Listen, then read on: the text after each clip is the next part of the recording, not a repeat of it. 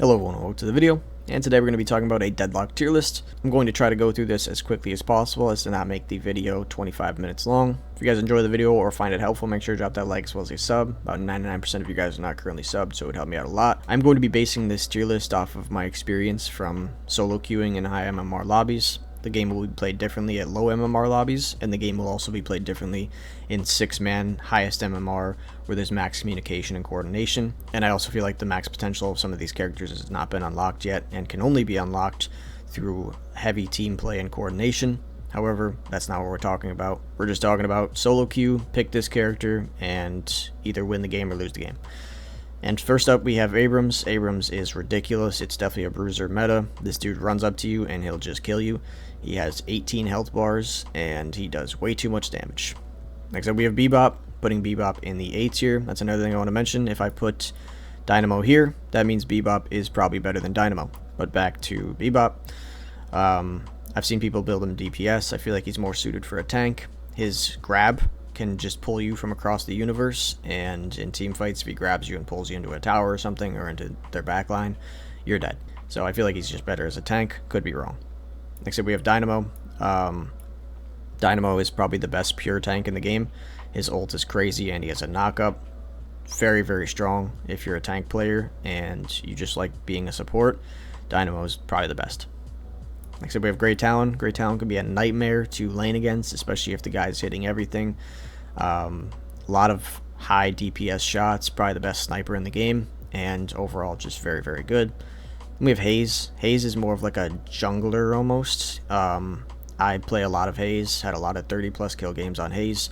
She's very strong. I feel like you play her more suited towards just farming for like the first 3 minutes, and then trying to get rotation ganks whenever you can. Her gun damage is really, really good, and she has a solid ult as well. And her carry potential is crazy if you can get ahead. Next up, we have Infernus. Infernus, I'm going to put in the B tier. You can maybe put him low A tier, but I think I'm going to put him in the higher end of the B tier. His ult and dash combo can be pretty good, especially in team fights. But overall, I feel like his gun damage is kind of lacking, and he has very, very long reload time. And I feel like, in all ways, I would just probably prefer to be playing Haze. Next up, we have Ivy. I know there's currently a strategy where you can pick up an already ulting 7 and just fly him around and literally nuke everybody, but that takes a good amount of coordination, and you have to have both of those characters on the team, which can't always happen. Because of that, I just feel like Ivy's not that good. I feel like every time I'm against an Ivy, I just smack him around, and even the stun, you can just roll out of it pretty easily. However, I do think that Ivy is still decent, and that's probably a hot take. I feel like a lot of people say Ivy is OP.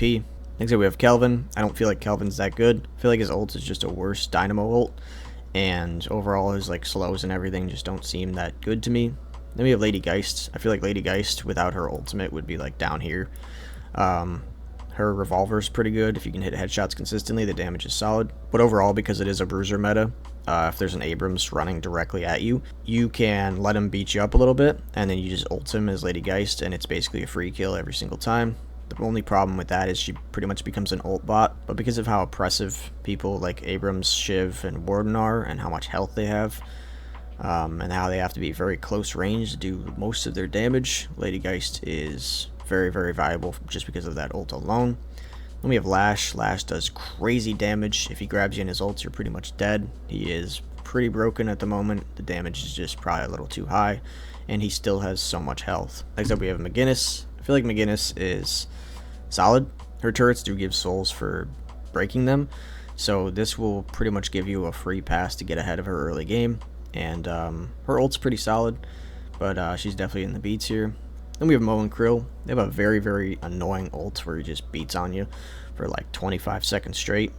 They also have a disarm, which is very, very good. I feel like overall Mo and Krill just isn't as good as Dynamo, but still a solid tank option. Next up, we have Paradox. I feel like Paradox is very good. The shield is very good for laning. She can get pretty good gun damage, a lot of poke, very safe pick, and her roll animation is actually really, really good. Next up, we have Pocket. Pocket is very, very strong. Maybe put him, I think here's a good spot for him. The burst damage is crazy. He could literally teleport across the map, and then he could just hop in a suitcase and fuck off if he's taking too much damage. Very, very strong, very mobile, and really good gun damage as well. Very irritating to lane against. Definitely high up in the A tier. Then we have 7. 7's like an ult bot, so it's kind of hard for me to like put 7 somewhere just because of the Dynamo and Ivy combos. I feel like there's always a combo, and 7's ult damage is crazy. You could probably, I might put 7 up in the S tier. I feel like that's overvalued, but it really does seem so oppressive when a 7 just jumps in the sky and ults for 45 seconds straight and you can't peek him or anything. And if he ults on top of the thing, I forget what it's called, basically the Titan from Smite. I'm bad with the names, but if he ults that, you pretty much just lose. You're not gonna kill him. He just gets too much health. He has too much resistances. He's just gonna win the game. So very, very strong and annoying. Then we have another very, very strong and annoying character, and the best character in the entire game, Shiv. Shiv, 14 health bars, and his abilities have like his Junker Queen knife throw thing does like 1,000 damage, and it just has no business doing that. You can build him ability, you can build him gun damage, it doesn't matter. He's going to have so much health, and he's just going to do so much damage. He's so irritating to play against. Definitely the most broken character in the game right now, and very in need of a nerf. Next up we have Vindicta, and I want to put Vindicta higher. I feel like with the current meta, she is just not that good. And the reason for that is because if a Shiv or an Abrams runs at you, you're pretty much dead. You have to have perfect positioning at all times. If we see a nerf in health from these characters, she'll definitely skyrocket, but as of right now, she's just too diveable, too squishy, and her damage is great, though. Her damage is excellent. Sniper damage, great. I had like a 39 kill, 100k damage game with her. Like, the damage potential is crazy. Next up we have Vicious. I don't feel like Vicious is that good. You could obviously play any of these characters. Like, all of these characters are very playable, and you can drop crazy games on any of these characters. But I feel like Vicious just kind of falls off a little bit and doesn't really excel at anything, in my opinion. And then we have Warden. Warden is like a noob stomper.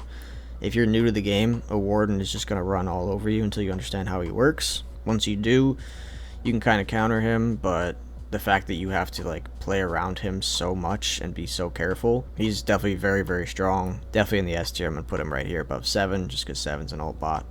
Then we have Wraith. I really, really like Wraith. I feel like Wraith is probably my favorite character right now, and she is very, very good. Her ult is solid, her gun damage is crazy, and she has a teleport, so if you have bad positioning or if a Shiv runs up on you, you can teleport out. Then we have Yamato. I haven't really like run into a lot of Yamatos, and I haven't really played her that much, so I can be wrong, but I feel like every time I do, she just kind of falls over. I feel like she can do some solid damage, but overall she just seems a little lackluster, so I'm going to be putting her in the C tier. So this is the tier list. Comment down below if you think I should switch anything around. Obviously this isn't the end all be all, and certain characters in certain situations are going to be better than others, and also depending on your MMR. If you're high MMR, you know, Warden might not be that much of a problem, but if you're low MMR, Warden will be very, very oppressive, and vice versa for Great Talon. High elo, Great Talon's annoying. Low elo, if he's not hitting his shots, well then he's probably not going to be too irritating. But that's pretty much it for today's videos. Thank you guys again for watching, and I'll see you next time.